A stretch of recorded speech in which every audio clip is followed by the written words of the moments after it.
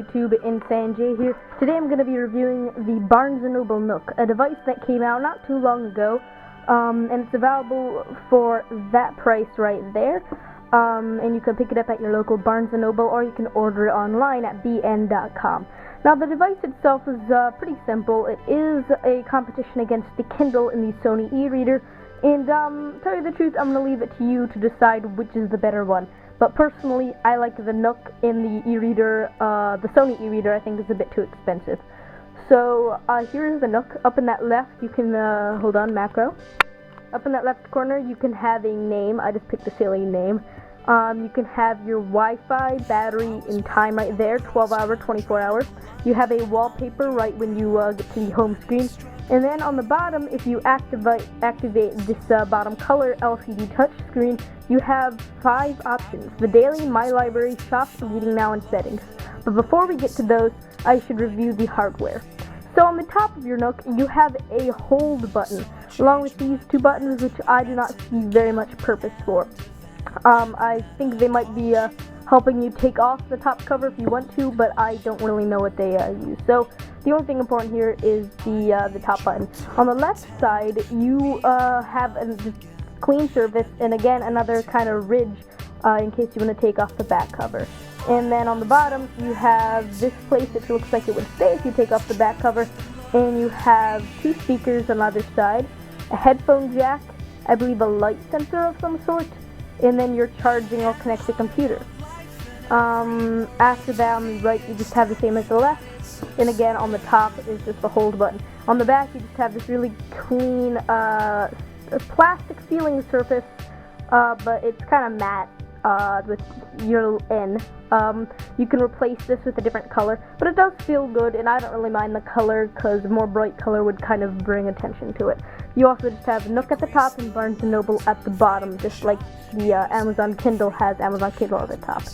On the front, you have the back and forward pages on either side, just in case you're doing it one-handed or eating.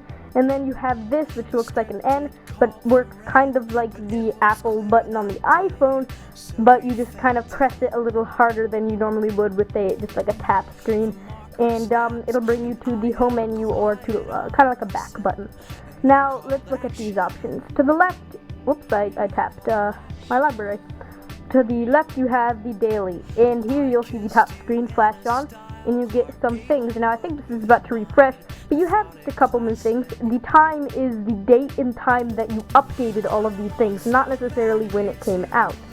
So, here are all of these right now. On the top, it says the daily instead, and you might see throughout this a little arrow sort of symbol, which just means that it is using the Wi-Fi and loading something. Here you can see some options. You can show what you want to show, so you could show feeds, notifications, subscriptions, software updates, and things like that. Software updates will show if you didn't get the hint there. You can sort, as you saw before by accident, by different small types. And you can also open an audio player in case, suppose you want to see audio updates of some sort. My library is pretty self-explanatory. It'll default open up in your BN library, which would be what comes with the actual thing or what you've downloaded. So right now we have a couple things. These 3 came with it, and these 2 I got. I suppose I got this one yesterday, and April 8th is when I actually bought the device or got it for my birthday. So, looking down the LCD, you have View My Documents, which are your personal documents that you can drag and drop if you plug it into a Apple or, I suppose any type of computer. I believe Windows, probably Linux too if it works with Apple. So you can view documents, view the specific item details, you can show covers, check for BN content, just in case there are any new books or anything that you downloaded. You can search for books, you can sort, show, hide archived items, and open audio player. I'm going to show you show covers out of all these just because it's very interesting.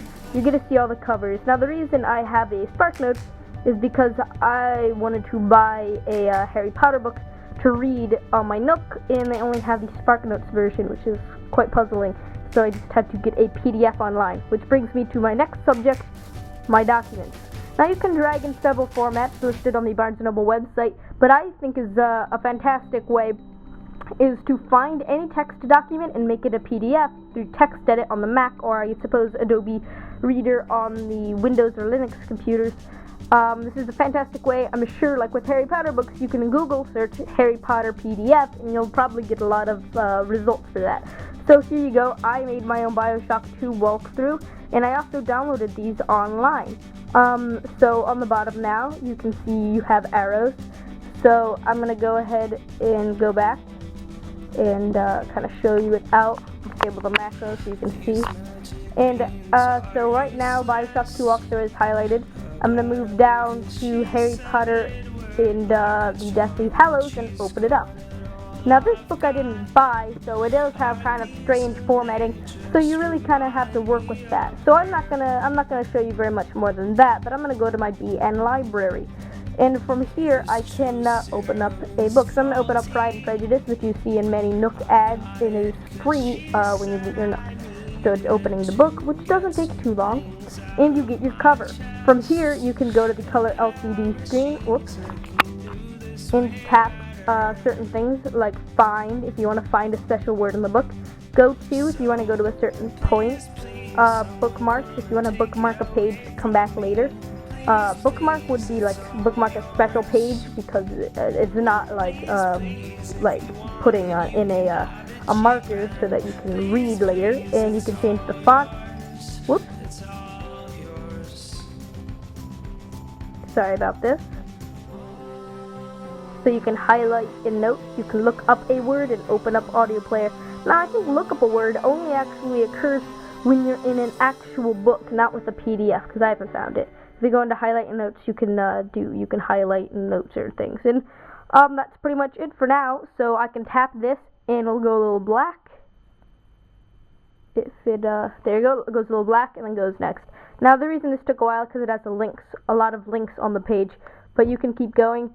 And so let's say I want to go to chapter 16. I move down and I press this little circle, which makes me go there. And now here I am at chapter 16. And from here on, I can just read. I can also change the font and the size, but I like it right now. So I can read and read and read. And after a while of reading, you're probably going to want to turn the page. So when you turn the page, this moves a little bit, goes black, and the next page. And here, I believe it's the definition or something like that. It is not normally in for other books. So you can continue doing this and having fun.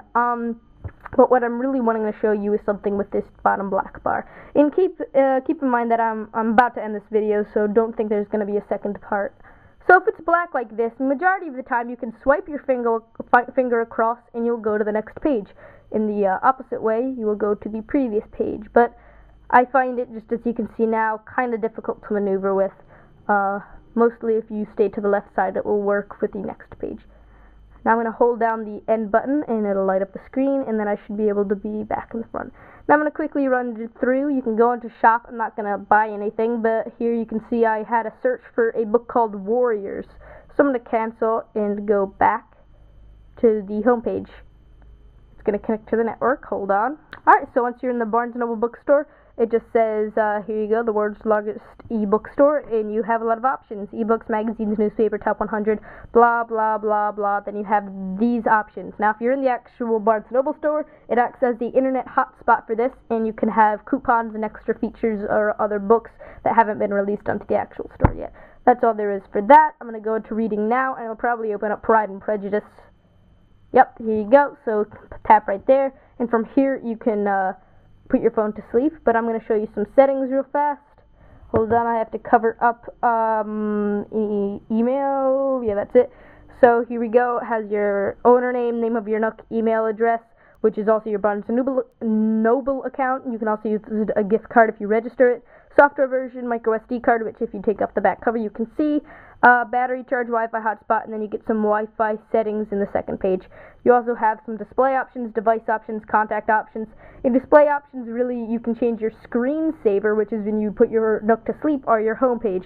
My home page was just that N. If I put my Nook to sleep, which I'll give it a sec, so the N, there is that. It'll be an author. This comes with the Nook, and I find it very interesting. So that is the Nook. Hope this video wasn't too long, but I tried to go as in-depth, and that is it. Goodbye.